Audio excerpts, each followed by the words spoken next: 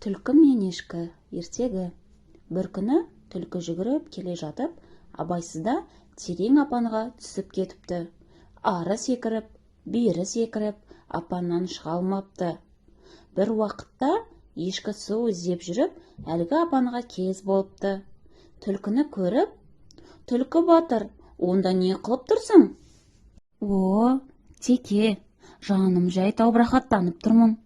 Қырдан шөлдеп, әрі ыстықтап келіп едім. Апаның іші салқын, әрі түбінде тұп-тұнық суы бар екен», депті. Мұны естіп ешкі: «Мен де салқындайын, әрі су ішейін», деп апанға секіріп түсіп кетіпті. Сонда қу түлкі секіріп, ешкінің үстіне мініп, мүйізіне табан тіреп, далаға секіріп шығып кетіпті. Осылай түлкі жөніне кете беріпті. «Өтірікке алданба, басың бәлеге душар болады» деген сөз осыдан қалыпты.